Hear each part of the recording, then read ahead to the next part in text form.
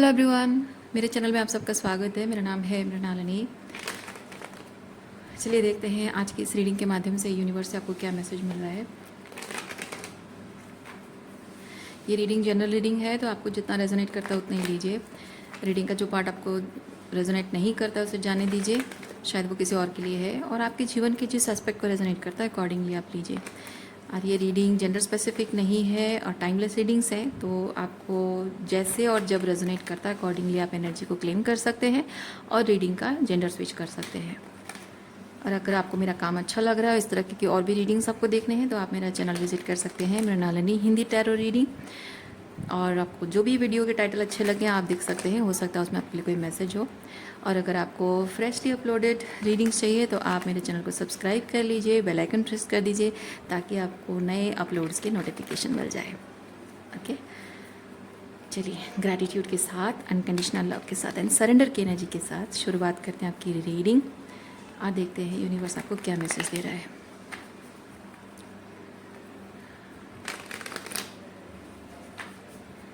Okay, let's सी।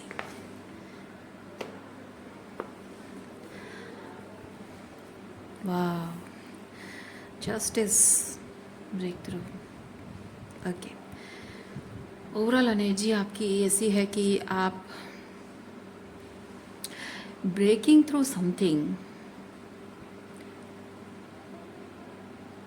आप लोगों की ज़िंदगी में, कुछ लोगों की ज़िंदगी में कुछ इल्यूजन, जैसे कांच का एक गोला फाइनली टूट गया, वो क्रैक। आप इमेजिन करो, मुझे ऐसा विजन आ रहा है जैसे कि एक गोल कांच का एक गोला है और उसमें क्रैक्स हैं। ओके, और वो उसके अंदर कुछ चीज़ें हैं और वो क्रैक्स की वजह से थोड़ा बहुत उसके अंदर से जो खुशबू निकल रही थी, और अब अचानक इस एनर्जी के साथ वो कांच का गोला टूट गया है पूरी तरह से चकनाचूर, और उसके अंदर जो था वो सब कुछ एक्सपोज हो गया है। ओके, सो थोड़ा बहुत जो आप उस सीक्रेट चीज़ के बारे में आप गेस कर रहे थे, डाउट में थे, अब वो सच बाहर आ गया है। अब वो कितना इल्यूजन है और कितना सच है वो एक्सपोज हो चुका है। कुछ इस तरह की एनर्जी है। So finally you are able to say something, you are able to accept something, or maybe you are able to prove something। उस तरह की कुछ एनर्जी है।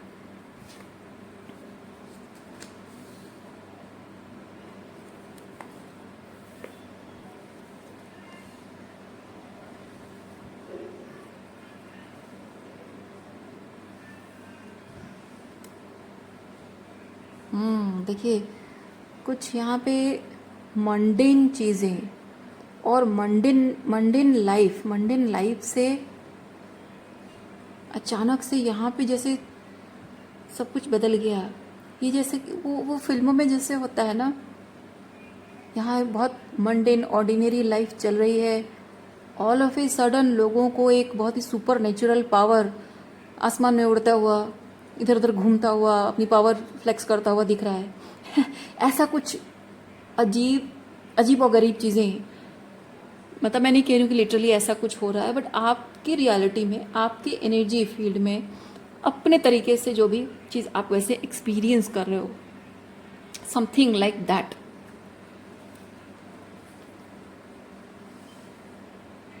सर चकरा रहा है, ये जो भी हो रहा है ये देख कर किसी का सर चकरा रहा है, किसी को समझ में नहीं आ रहा है कि आखिर हो क्या रहा है।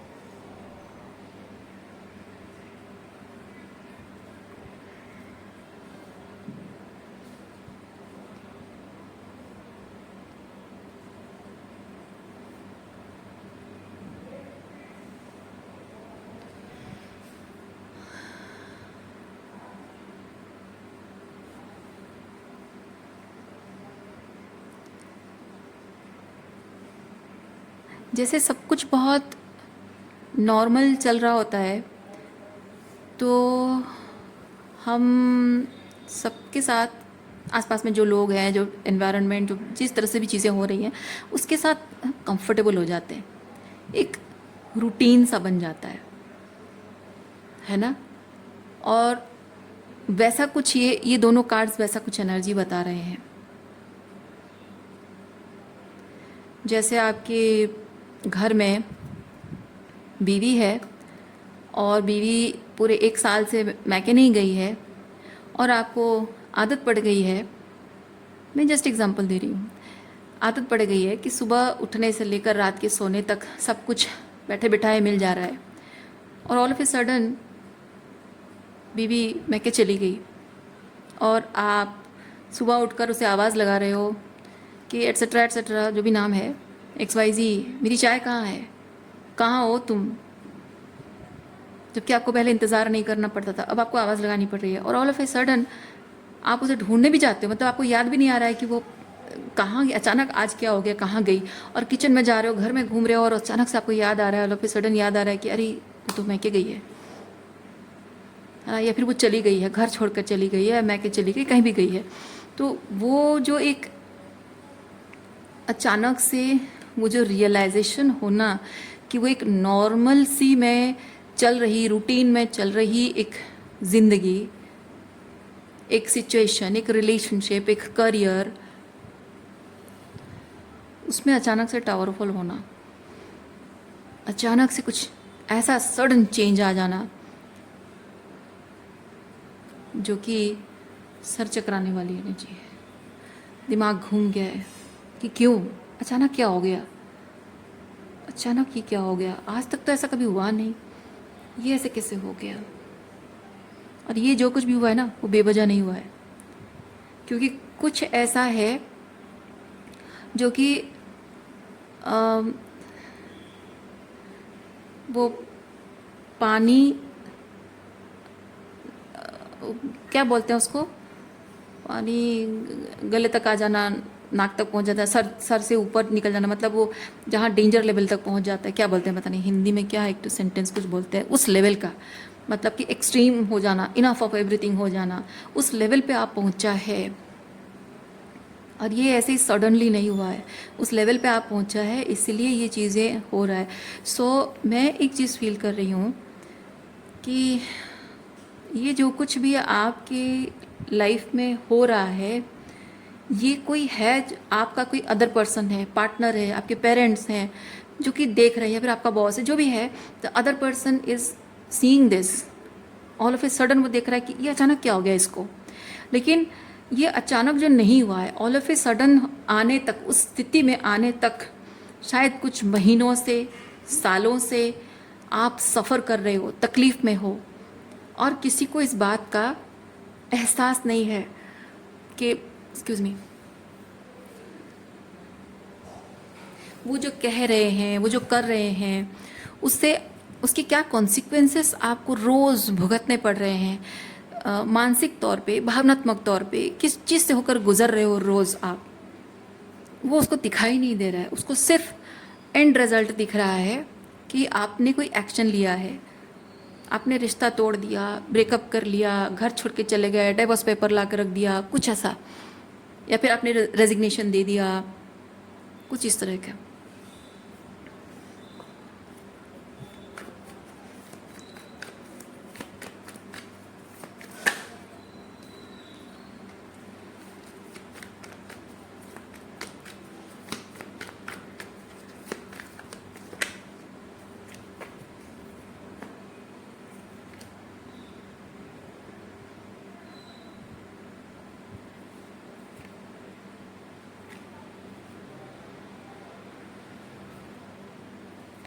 और ये इंसान समझने की कोशिश कर रहा है, ये इंसान समझने की कोशिश कर रहा है कि एक तो ऑल ऑफ ए सडन ये चीज़ हुआ तो वो अपने आप को विक्टिमाइज़ कर रहा है, ठीक है। दूसरा चीज़ ये है कि ये जो कुछ भी हुआ है, ये रीसेंट पास्ट, कुछ दिनों या महीनों में, ठीक है, कुछ दिनों या महीनों में, रीसेंट पास्ट में क्या क्या हुआ था वो उसे याद करने की कोशिश कर रहा है कि मैंने ऐसा क्या कहा या किया, या फिर क्या हम दोनों के बीच में ऐसा हुआ है जिसकी वजह से कि ये सब चीज़ें हो रहा है.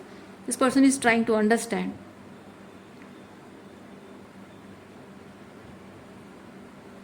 ओके.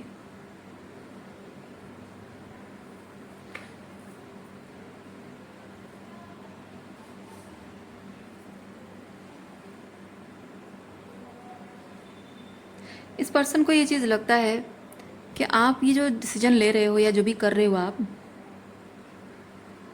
इससे आप कुछ गलत कर रहे हो उसके साथ.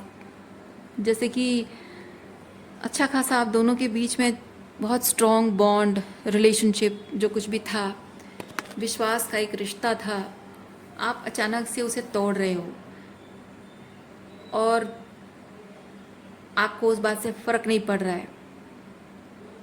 इनफैक्ट जो भी निर्णय आप ले रहे हो बहुत कॉन्फिडेंटली ले रहे हो, बहुत शायद अपने आप में खुश हो, क्योंकि यहाँ कोई ये जो निर्णय आप ले रहे हो या कुछ बता रहे हो, आप उसमें रोना धोना नहीं है. एक फाइनल डिसीजन है, एक डिक्लेरेशन है. और क्योंकि आप जो भी फाइनल एक एंडिंग कर रहे हो, बहुत ही करेज के साथ कर रहे हो, कॉन्फिडेंस के साथ कर रहे हो, तो इस इंसान को ये चीज़ लग रहा है कि इसको बुरा क्यों नहीं लग रहा है, इसको तकलीफ़ क्यों नहीं हो रही, ये बोलते समय इसकी ज़ुबान थरथरा क्यों नहीं रही है, इसके हाथ कैसे कांप नहीं रहे हैं इस पेपर पर, डिवोर्स पेपर अगर है तो उसमें साइन करने में इसके हाथ कैसे कांप नहीं रहे हैं, इसको थोड़ा भी बुरा क्यों नहीं लग रहा है, इसको थोड़ा भी रिग्रेट क्यों नहीं है, गिल्ट क्यों नहीं है किसी चीज़ का.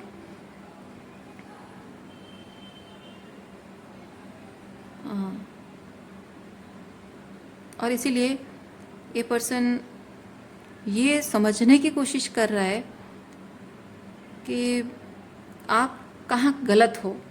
क्योंकि ऐसी स्थिति में क्या होता है, जब एक रिश्ता आप एंड करते हो ना, तो लोगों को सबसे पहले दिखता है कि आप गलत इंसान हो, रिश्ता तोड़ रहे हो, तो आप धोखेबाज हो, या आपको कोई और मिल गया है, या फिर निष्ठुर इंसान हो, कठोर दिल है आपका, और आपको कोई फ़र्क नहीं पड़ता, निर्दयी हो, तो आपका बेसिकली नॉन कमिटल पर्सन, धोखेबाज ऐसे इंसान.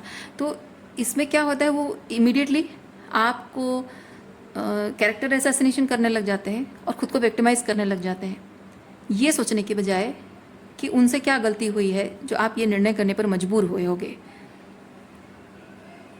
वो आपकी मजबूरी नहीं देखते हैं, वो सिर्फ ये देखते हैं कि आपके अंदर इतना कॉन्फिडेंस है, इतना नॉन चैलेंट आप हो, that means you are not a good person. आप हमेशा से यही चाहते थे, यही सोचते थे. ये बहुत आसान होता है लोगों के लिए कह देना कि ओह, मतलब आज तक तुम्हारे मेरे बीच जब भी कुछ झगड़ा होता था तो हमेशा से तुम यही चाहती थी कि हमारा रिश्ता टूट जाए. तुम कभी मुझसे प्यार ही नहीं करती थी. द होल टाइम तुम्हारे मन में मेरे लिए कभी प्यार था ही नहीं, और हमेशा से तुम मौका ढूंढ रही थी रिश्ता तोड़ने का. या फिर माता पिता अगर हैं तो वो भी शायद आपको, भाई बहन है, माता पिता है, वो भी ये चीज़ कहते होंगे कि हाँ, मतलब तुम मौका ही ढूंढ रही थी कि किस तरह से हमें ब्लेम करो या एट्सेट्रा एट्सेट्रा तुम कहो या करो, और ये इस तरह के बिहेवियर, तुम्हें बस मौका चाहिए था, एट्सेट्रा जो भी है, बहुत सारी चीज़ें हो सकती हैं.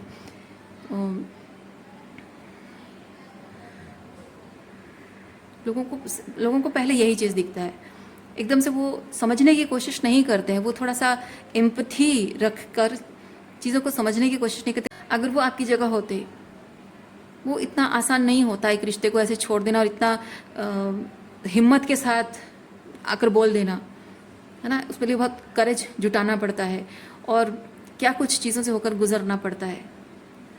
वो समझदारी, वो एम्पथी उनके अंदर नहीं है आपके दर्द और तकलीफ़ को, आपकी दुख को, तकलीफ़ को समझने की.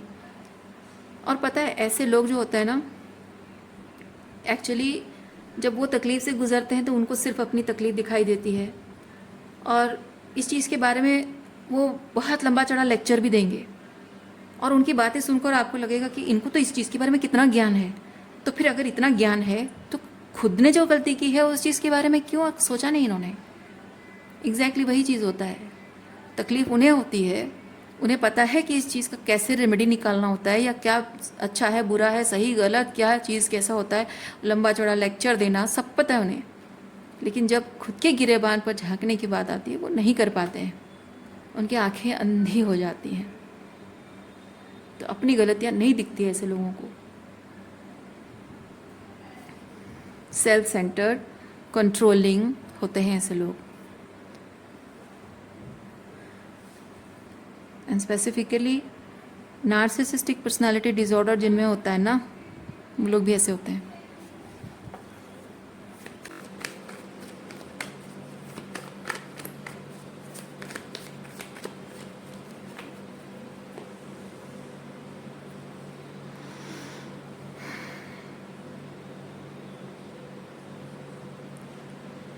ये जिस तरह के लोग होते हैं ना, इनको अपने लाइफ में वो एक सेंस ऑफ कंट्रोल जो होता है, पावर होता है, वो फील नहीं करते हैं, और उसके लिए इनको एक सप्लाई की ज़रूरत होती है।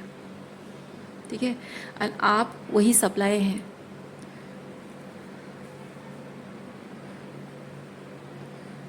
जो पावर और कंट्रोल उनको चाहिए, तो वो आपकी ज़िंदगी को कंट्रोल करके, आपके थॉट्स को, आपकी इमोशंस को कंट्रोल करके, आपको किसी भी तरह से साइकोलॉजिकली, इमोशनली कंट्रोल करके, वो जो पावर महसूस करते हैं, जो सुपेरियोरिटी महसूस करते हैं, है ना, तो वही सुपेरियोरिटी का मतलब ही ये चीज़ है कि वो आपसे सुपेरियर, आप बात को समझो, आपसे सुपेरियर फील करना, महसूस करना अपने आप को, यानी कि वो एक क्रेविंग उनके अंदर होती है कि कोई इंसान बहुत बढ़िया एनर्जी में है और उसको उस बढ़िया एनर्जी में इंसान देख नहीं पा रहा है, और उसको चाहिए कि वो उससे और बेहतर दिखे ताकि वो अच्छा महसूस कर सके अपने आप के बारे में। तो उससे मतलब आपसे बेहतर दिखने के लिए उसको अपने आप पर काम करना होगा। आप जो कर रहे हो आपसे और बेहतर तरीके से करना होगा, पर वो इंसान उतना कैपेबल है नहीं, क्योंकि अपने आप पर काम करना इनर वर्क है, शैडो वर्क है ना। तो जो टॉक्सिक लोग होते हैं वो अपने आप पर काम नहीं कर पाते हैं, क्योंकि जो इंसान शैडो वर्क और इनर वर्क का मतलब ये है कि अपने गिरेबान में झांक कर देखना। जो अपने गिरेबान में झांक कर नहीं देखता है, जो अपने आप को हमेशा राइट समझता है, वो कैसे इनर वर्क, शैडो वर्क करेगा। तो जब कर ही नहीं सकता है, तो वो आप जो जिस तरह से अपने आप पर काम कर रहे हो और बेहतर दिख रहे हो, तो वो उस लेवल पे दिख नहीं सकता। तो जाहिर सी बात है उसके पास दूसरा ऑप्शन क्या है, आपको नीचा दिखाना, है ना, आपको बुरा दिखाना, नीचा दिखाना। उससे वो अपने आप को ऑटोमेटिकली बेहतर एनर्जी में देख पाता है। These people are doing that.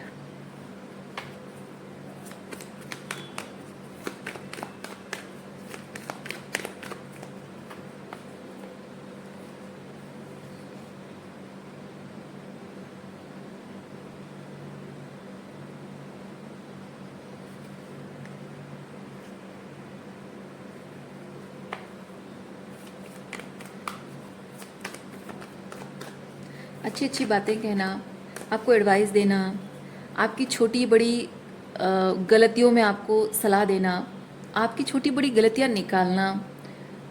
तो आप जब किसी के शुभचिंतक हैं, आपको किसी की कोई गलती अगर दिख जाती है, आप बहुत ही अच्छे इंटेंशन के साथ उस इंसान को बताओगे कि भाई या बहन, तू ये जो कर रहा है या कर रही है, ये थोड़ा सा गलत हो रहा है ना। आप उसे एलिगेशन नहीं लगाओगे, आप उसे ब्लेम नहीं करोगे, आप उसे क्रिटिसाइज़ नहीं करोगे, आप बहुत प्यार से समझाओगे उसे, पोलाइट तरीके से उसे समझाओगे कि वो क्या गलत कर रहा है और उससे उसकी खुद की ज़िंदगी पर क्या प्रभाव पड़ रहा है, उसकी लव लाइफ पर या उसकी फैमिली पर, उसके करियर पर, है ना, तो क्या प्रभाव पड़ रहा है, किसी भी चीज़ पर क्या प्रभाव पड़ रहा है, आप उसे प्यार से समझाओगे। तो वो प्यार से समझाना एक बात होती है, और क्रिटिसाइज़ करना, अफेंडेड फील कराना, नीचा दिखाना, है ना, वो वाली फीलिंग अलग होती है। तो ये जो एडवाइस देने वाली बात, आपकी गलतियों को सुधार कर आपको एक बेहतर इंसान बनाने की कोशिश, ये शायद एक झूठ वो आपको बोलते हैं कि मैं चाहता हूँ, मैं तुम्हारा भला चाहता हूँ, तुम्हें बेहतर इंसान बनाना चाहता हूँ, या तुम्हारे भले के लिए बोल रहा हूँ, ये सिर्फ कहने को कहा जाता है। ओके, लेकिन असल में इंटेंशंस वही होता है कि आपके भला चाहने का दिखावा करके वो आपको टॉक्सिक तरीके से आपकी भलाई के बारे में बात करते हैं, जैसे मैंने अभी बताया आपको। और वो चीज़ आपको जितना आपका भला चाहना जितना नहीं लगता है, उससे ज़्यादा आपको क्रिटिसिज्म लगता है, अपमानजनक लगता है। क्योंकि कुछ लोग होते हैं ना, वो प्यार से थोड़ा सा हम्बल पोलाइट तरीके से आपको एडवाइस नहीं करते, आपको बताते नहीं आपकी गलतियाँ, वो बहुत ही सरकास्टिक वे में बताते हैं। जैसे आपको समझ में आ जाता है, उनकी एनर्जी में, उनकी बातों में आपको समझ में आ जाता है कि वो आपकी बेइज्जती कर रहे हैं। मजाक करना, या यहाँ मजाक की बात तो नहीं हो रही क्योंकि यहाँ एम्प्रर है। तो emperor basically father figure energy है, हस्बैंड या फादर एनर्जी। तो मैं थोड़ा सा डिसिप्लिन एंड स्ट्रक्चर की बात फील कर रही हूँ, इसलिए हो सकता है कि आपकी लाइफ को डिसिप्लिन करने के लिए थोड़े से वो एडवाइस करते होंगे आपको। जैसे मजाक भी, सरकाज़म होता है, मजाक बोल के उस सरकास्टिक क्रिटिसाइज़ किया जाता है, सरकास्टिक वे में मजाक उड़ाया जाता है, वो भी है। लेकिन यहाँ पे वही चीज़ है कि आपके भले के लिए बोला जा रहा है, आपको डिसिप्लिन के लिए बोला जा रहा है। ओके, हो सकता है कि मजाक भी हो, पर मैं ज़्यादातर मैं ये चीज़ फील कर रही हूँ कि आपको आपके भले के लिए कहकर आपका अपमान किया जा रहा है, नीचा दिखाया जा रहा है। So kind of this person or these people want you to be comfortable with that criticism, और उसको नॉर्मल तरीके से लेना है, उसको पर्सनली नहीं लेना है। इस तरह से आपको शायद हर बार जब वो बुरी तरह से बिहेव करते हैं, हर बार उसको जस्टिफाई करने की कोशिश करते हैं कि ये आपके भले के लिए बोला जा रहा है, तो इसको नॉर्मल बिहेव करो, इसको ओवर रिएक्ट करने की ज़रूरत नहीं है, पर्सनली लेने की ज़रूरत नहीं है। मतलब पर्सनली लो, लेकिन रिएक्ट मत करो, कोई रिएक्शन देने की ज़रूरत नहीं है, इसमें झगड़ा करने की या रिबेलियस होने की ज़रूरत नहीं है। शायद आपको इस तरह से जताते होंगे। आपकी बचपन से परवरिश अगर ऐसी हुई है ना, आपके पिता, आपके माँ, अगर स्पेसिफिकली फादर, अगर आपके पिता इस तरह से हैं, तो आपकी लव लाइफ में आपका रोमांटिक पार्टनर भी ऐसा ही होगा।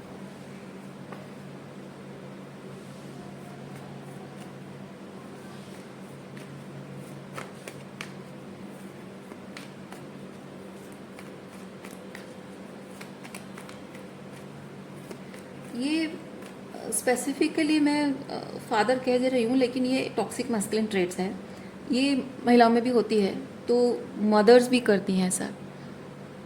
ओके, आपके किसी किसी के केस में शायद मदर्स ने भी किया हो, तो बेसिकली एग्जांपल दे रही हूँ। मदर या मदर इन लॉ ने, जैसे कि आपके मदर ने आपको एक आदर्श बेटी, या आगे आगे जाकर भविष्य में एक आदर्श बहू बन पाओ, उसकी वजह से आपको बहुत कुछ सिखाया होगा कि ऐसे करना चाहिए, ऐसा महिलाओं को ऐसे रहना चाहिए, वैसा रहना चाहिए।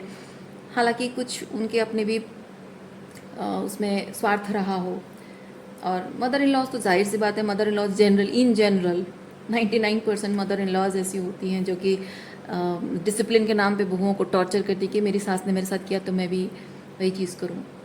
ओके, मदर्स का भी वैसा होता है, मुझे ज़िंदगी भर मेरे माँ बाप ने ऐसे स्ट्रिक्ट करके रखा, ऐसे परेशान किया, ये किया वो किया, और आज जो भी हूँ तो मैं भी अपनी बच्चियों के साथ वही करूँगी।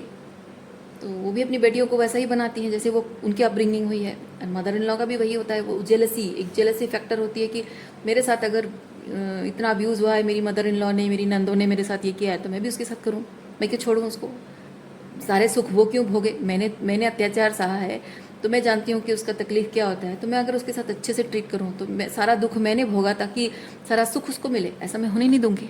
ये वाली एनर्जी होती है। बेसिकली टॉक्सिक मैस्कुलिन ट्रेट है, चाहे वो पुरुषों में हो या महिलाओं में हो। आप ये चीज़ बहनों बहनों में भी देख सकते हो, दो बहनों के बीच, ननद और भाभी के बीच देख सकते हो, mother in law daughter in law के बीच देख सकते हो, माँ बेटी में भी होता है, फादर्स अपने बच्चों के साथ भी करते हैं। एनीवेज,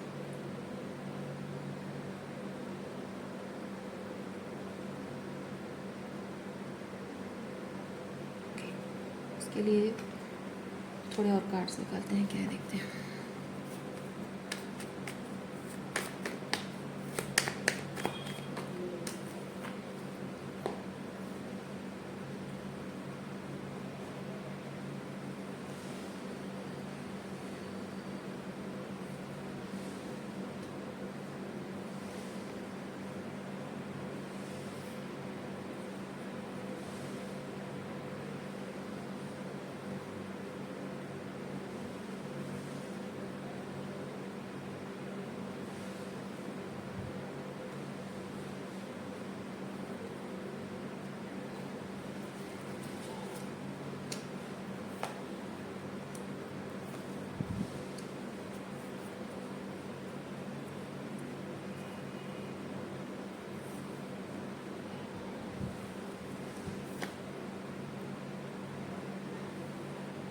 ओके,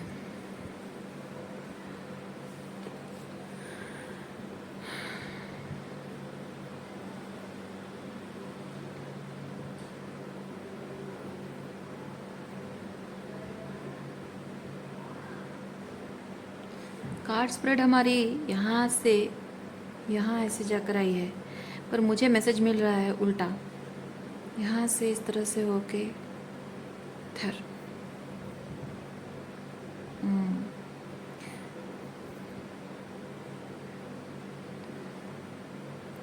इस मैसेज की शुरुआत यहाँ से नहीं हुई है, यहाँ से हुई है, यानी कि यहाँ ये आपकी एनर्जी है।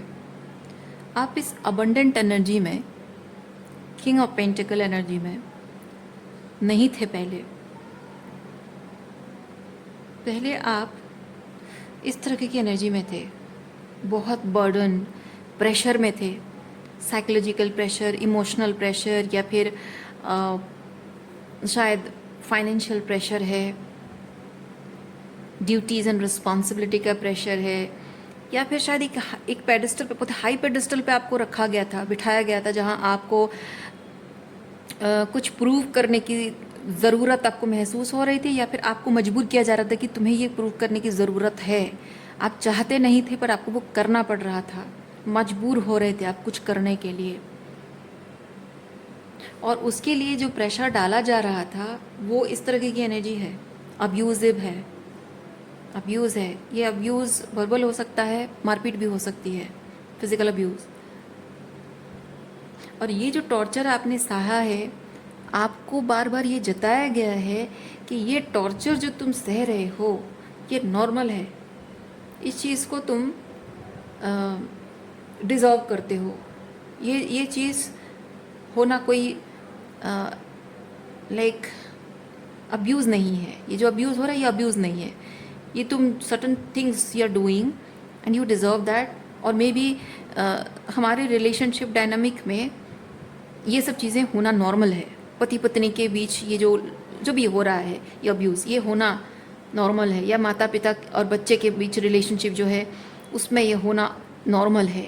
आपको इस तरह से ग्रूम किया गया है, और इसीलिए जब आपके माता पिता ने आपको इस तरह से ग्रूम किया है तो पति पत्नी के रिश्ते में भी आपको, या बॉयफ्रेंड गर्लफ्रेंड रिलेशनशिप में भी आपको वही चीज़ आपका पार्टनर को कहने की ज़रूरत भी नहीं पड़ती होगी, आप ऑटोमेटिक उसके अब्यूज़ को चुपचाप सह रहे हो, और उसको ही लग रहा है कि अरे मैं तो कुछ भी करूँ ये तो कुछ बोलती नहीं है, सब कुछ सहती है, क्योंकि आपको आदत है, आपके पिता या माँ आपके साथ ये करते रहे हैं और आप ये साथ सहते रहे हो, तो उसका वो जो बिहेवियर आपको नॉर्मल लगने लगता है। किसी ने आपको ये बात बताई नहीं है, क्योंकि यहाँ आप देखिए लिखा क्या है, कंपैरिजन, यानी कि किसी ने आपको ये बात बताई नहीं कि नहीं ये जो तुम सह रही हो, ये जो तुम चुप हो, ये नॉर्मल नहीं है, ये सहना, ये चीज़ें नॉर्मल नहीं है, ये अब्यूज़ है। ये जो तुम सह रही हो, चुप हो, तुम्हें चुप नहीं रहना चाहिए, तुम्हें बोलना चाहिए, क्योंकि तुम्हें बोलने का हक है। आपको शायद पहले जताया गया है कि तुम्हें बोलने का नहीं बोलना चाहिए, पर आपको बोलने का हक है, शायद किसी ने आपको ये बताया नहीं है। और अकेले अकेले अपने जीवन के अंधकार में अकेले अकेले चलते चलते फाइनली ये लाइट, यानी कि ये सच आपने खुद देखा है, किसी ने आपको नहीं बताया। अंधेरों में चलते चलते ही रोशनी आपको दिखाई दी, यानी कि जीवन के अनुभवों ने और पैटर्न्स को रिकग्नाइज करते करते आपने ये चीज़ सीखा, खुद से जाना, खुद से रियलाइज़ किया कि ये एक्चुअली में अब्यूज़ है। इसलिए जैसे ही आपको ये पता चला है, आप इस पैटर्न को अब बदलने के लिए इस रिबेल एनर्जी में आ गए हो। आपने ज़िद ठान ली है कि मैं इस पैटर्न को बदल के रहूँगी, चाहे मेरे फादर की एनर्जी हो, चाहे मेरी माँ हो, चाहे मेरा भाई हो, मेरे बॉस हो, मेरा रोमांटिक पार्टनर, मेरा ट्विन हो, मेरा पति हो, जो भी है, मैं इस एनर्जी को बदल के रहूँगी। जो ज़िद आपने पकड़ ली है कि ये जो बेड़ियाँ आपके पैरों में बंधी हुई है ना, मैं इसको तोड़ के रहूँगी, और ये जो पंख हैं ये पंख फैलाकर उड़ूँगी मैं, और सिर्फ मैं यहाँ से ये बेड़ियाँ तोड़कर यहाँ से उड़कर जाऊँ, उड़कर आज़ाद नहीं होंगी, बल्कि ये बात मैं फैलाऊंगी, सब जगह मैं फैलाऊंगी, सबको बताऊंगी मैं, ताकि मुझ जैसे जो लोग हैं, जो इस अंधकार में जी रहे हैं, इस इल्यूजन में जी रहे हैं और इस ब्रेन प्रोग्रामिंग में जी रहे हैं, सबकी वो प्रोग्रामिंग ख़त्म हो, टूट जाए, सब लोग ऐसे समझ सके, रियलाइज़ कर सके कि वो आज़ाद हैं। मैं चीख चीख कर सबको बताऊंगी, ये मशाल वही चीज़ है, मैं चीख चीख कर सबको, चीखना मतलब नॉट लिटरली स्क्रीमिंग, मतलब कि एक मिशन सेट कर लेना।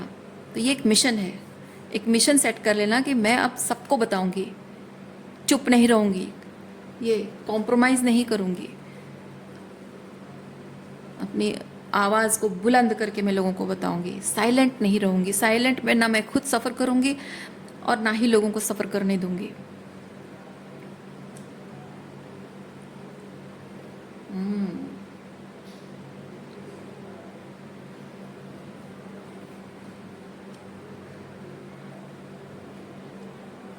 लेकिन लेकिन ये जो आप करना चाहते हो, इंटेंशन आपका बहुत बढ़िया है, मिशन आपका बहुत अच्छा है, लेकिन जब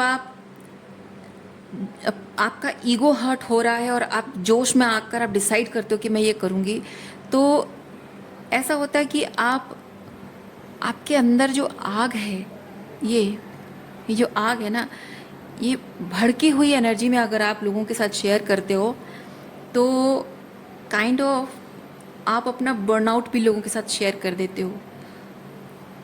तो वो एक रिजेंटमेंट, डिफेंसिवनेस, वो भी शेयर हो जाती है। तो रिजेंटफुल एनर्जी जब आप शेयर करते हो, आप लोगों को हीलिंग नहीं दे रहे हो, बल्कि उनके अंदर का विक्टिम मूड को आप जगा रहे हो। ओके, आपको लोगों को हीलिंग का रास्ता दिखाना है। आप जब खुद को विक्टिम समझ रहे हो, तो आप लोगों के अंदर के विक्टिम मूड को जगा रहे हो, तो उससे ये चीज़ होता है कि वो सिर्फ रिजेंटमेंट को अपने सीने में पालते हैं। लेकिन जब आप बहुत ही हील्ड पर्सपेक्टिव से, बहुत ही ग्राउंडेड पर्सपेक्टिव से, है ना, आप अगर अपनी बात को शेयर करते हो, तो उसमें लव, हीलिंग होती है, रिजेंटमेंट नहीं होता है, उसमें विक्टिमहुड नहीं होता है। वहाँ आपने शैडो वर्क कर ली है। ओके, आपने शैडो वर्क की है, तो आप लोगों को बताते हो कि हाँ, वो उन्होंने जो भी किया वो गलत था, और आप भी अपने आप के साथ कुछ गलत होने दे रहे हो या फिर खुद कर रहे हो, सेल्फ सेबोटेज और समथिंग। तो आपको सिर्फ उन्हें दोष देने से नहीं होगा, आपको खुद अपने आप पर काम करके उस सिचुएशन से खुद को आज़ाद करना होगा, विक्टिमहुड में रहना नहीं होगा। तो इस तरह से जब आप लोगों के साथ अपनी बात शेयर करते हो, they find a way how to come out of this mess, है ना। तो अदरवाइज क्या होता है, उस मैस में इंसान रहता है और वही घुटता रहता है अपने आप को विक्टिम बताकर, और कोई सोल्यूशन नहीं होता। लेकिन वो ग्राउंडेडनेस आपके अंदर बहुत आना बहुत ज़रूरी है, या फिर अगर आ चुकी है तो आना ज़रूरी था, ताकि आप अपनी बात को, ये जो मशाल है ना, ये जो मशाल आपने हाथ में ले रखी है, इंटेंशन अच्छा है, लेकिन जब आप गुस्से में होते हो तो आपकी मशाल सब जगह आग लगा सकती है। लेकिन आप अगर इस तरह से ग्राउंडेड हो, तो आप जो भी बात कहते हो वो लोगों के अंदर लाइट एनर्जी को एक्टिवेट करता है, बाहर लेकर आता है, जो कि लव एंड लाइट एनर्जी होती है।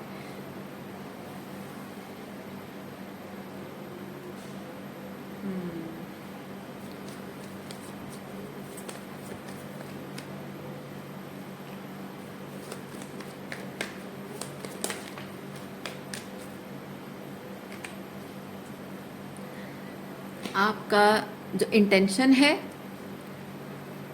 वो एक फोकस मांगता है, ठीक है, क्योंकि ये जो आप शेयर कर रहे हो, ये अपने अंदर की इस लाइट को जब आप शेयर कर रहे हो, तो इसको आप जब हीलिंग नहीं की है और आप अपनी बात कहते हो,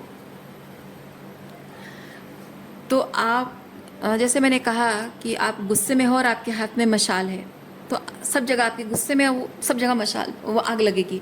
यानी कि बहुत ही स्कैटर्ड और बहुत ही फोकस नहीं होता है उसमें, एक मतलब रैंडम तरीके से आप अपनी बात बताते हो, एक्सप्रेस करते हो, और वो डिस्ट्रक्शन करे ना करे कुछ अच्छा कंस्ट्रक्ट भी नहीं करता है। लेकिन ये जो है बात है, ये है कि एक ग्राउंडेड हो और एक फोकस्ड तरीके से बोलो, यानी कि इंटेंशन जो है क्या है, वो एक पर्टिकुलर आइडिया, जैसे कि आपको इनर चाइल्ड हीलिंग पर बात करनी है, आपको टॉक्सिक पेरेंटिंग पर बात करनी है, आपको नार्सिसिस्टिक अब्यूजिव रिलेशनशिप पर बात करनी है, ओके। तो पर्टिकुलर एक चीज़ है, तो आप रैंडम इधर उधर की चीज़ों पर बात नहीं करते हो कि इसने ऐसा किया, उसने वैसा कहा, या मर्द ऐसे होते हैं या औरतें ऐसी होती हैं। नहीं, ये अब्यूज़ जो होता है, अब्यूज़ के बारे में बात कर रहे हो। अगर आप एक मेल पर्सन हो, आप रैंडमली बस ऐसे महिलाओं को दोष नहीं दे रहे हो, आप इन जनरल अब्यूज़ के बारे में बात कर रहे हो, जो कि महिलाओं के साथ भी होता है, पुरुषों के साथ भी होता है ना। तो वो फोकस तरीके से जब आप बात करते हो, सो एक पोर्टल आप क्रिएट करते हो, ठीक है। यूनिवर्स में एक, यूनिवर्स को चाहिए, आपसे जो चाहिए ये पावरफुल ट्रांसफॉर्मेटिव जो भी एनर्जी, जो वॉरियर आप है ना, यूनिवर्स को आप चाहिए, आपके माध्यम से जो यूनिवर्स करवाना चाहता है, तो आप जब फोकस्ड हो जाते हो तो आप एक पोर्टल क्रिएट करते हो, ओके। तो तब आप सही तरीके से अपनी एनर्जी को यूटिलाइज कर रहे हो, तो यूनिवर्स को जो चाहिए आपसे वो सही तरीके से आप दे पा रहे हो, give, you are able to give the particular thing what universe wants from you, okay.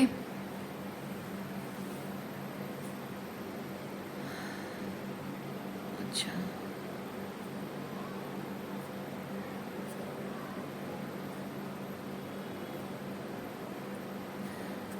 बात यहाँ आपके रिलेशनशिप से आकर आपके पर्पस तक आई है, यानी कि आप अपनी रिलेशनशिप डायनामिक को हील भी कर रहे हो। इनर चाइल्ड वूंड्स आपके हैं, फादर वूंड्स या मदर वूंड्स, मतलब टॉक्सिक मैस्कुलिन वूंड्स आपके हैं, आप उसे हीलिंग कर रहे हो, और हीलिंग करके अपनी बात आप लोगों के साथ शेयर कर रहे हो, यानी कि आपका एक लाइफ पर्पस है। यानी कि ये जो कुछ भी आपके साथ हुआ है, ये सब होना, ये किसी तरह का कोई मतलब आपके अगेंस्ट नहीं हो रहा है, आपको सही एनर्जी के साथ अलाइन करने के लिए हो रहा है। तो आपका जो जीवन है, हो सकता है कि जीवन का बहुत अब तक का बहुत सारा समय, 20, 25, 30 साल आपने ये सब अब्यूज़ एक्सपीरियंस किया है फ्रॉम पेरेंट्स, उसके बाद फिर शायद पार्टनर, तो ये आपको लगा होगा कि आपकी पूरी ज़िंदगी ये अब्यूज़ है ना, अब्यूज़ होना, ये अब्यूज़ ही आपकी ज़िंदगी है, आपको ऐसा लगता होगा। लेकिन असल में अब आपकी फाइनली अब आपकी ज़िंदगी असल मायने में शुरू हो रही है, ये लाइफ पर्पस के साथ। तो ये जो कुछ भी था, ये सिर्फ आपकी प्रिपरेशन फेज़ था। असल ज़िंदगी अब यहाँ आपके लाइफ पर्पस के साथ, ये इसी चीज़ के लिए आप पैदा हुए हो, यही लाइफ पर्पस के लिए आप पैदा हुए हो। और इस लाइफ पर्पस के लिए आप पैदा हुए, आपको पता कैसे चलेगा? जन्म के साथ कोई सर्टिफिकेट लेके तो नहीं आओगे, कोई भविष्यवाणी तो नहीं करेगा आपको, भगवान आकर ज़मीन पे उतर कर आपको तो बताएगा नहीं। तो हमारे जीवन के जो भगवत गीता में भी श्री कृष्ण ने ये चीज़ कहा है, अर्जुन से कहा है ये चीज़, कि हमारे जीवन का लक्ष्य जो है, हमको दुख, पीड़ा, यातना, या फिर जो कुछ भी चीज़ें होकर हम गुजरते हैं ना, उन सब माध्यम से हम अपने पर्पस के साथ अलाइन होते हैं। बिना किसी ट्रॉमा के, बिना किसी सफरिंग के हम अपने पर्पस को नहीं समझ पाते हैं, ठीक है। हमारी आत्मा को पता होता है कि हम क्या करने आए हैं, लेकिन हमारी इस मर्त शरीर जो होता है, दिमाग है ना, हमारे दिमाग में ये चीज़ सेट होने के लिए, हमें समझने के लिए 3D लेवल पे उसको महसूस करने के लिए। ये जो एक्सपीरियंसेस है इससे होकर गुज़रना ही पड़ता है हमको, क्योंकि हमको क्या कर्म करना है उसके लिए एक पर्पस, और पर्पस के लिए एक एक्सपीरियंस। तो एक्सपीरियंस को अपनी ज़िंदगी मत समझिए, वही सब कुछ मत समझिए।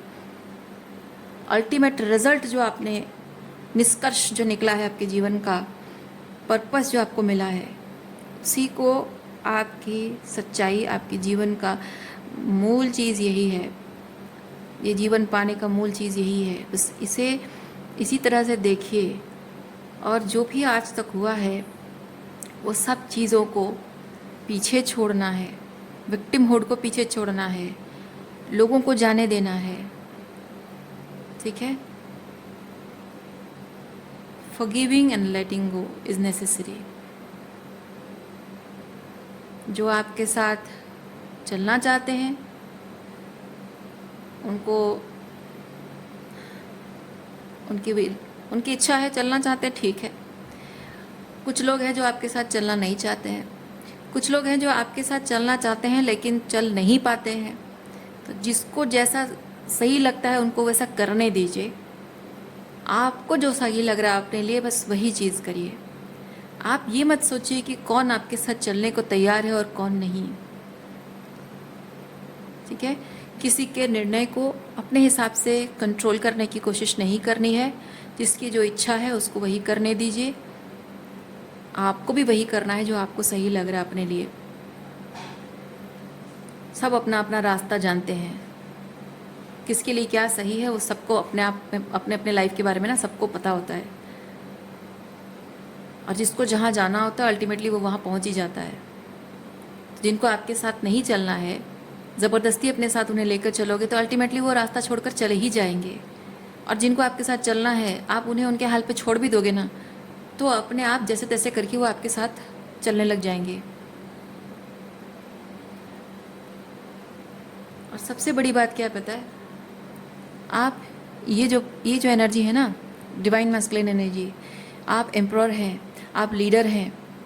और लीडर्स कभी ग्रुप में नहीं चलते हैं, लीडर ग्रुप के आगे आगे चलते हैं। क्योंकि आप जब लीडर हो, अकेले चल रहे हो, आगे आगे जा रहे हो, अपना रास्ता बना रहे हो, आपके पीछे एक ग्रुप बनता है आपके फॉलोअर्स का।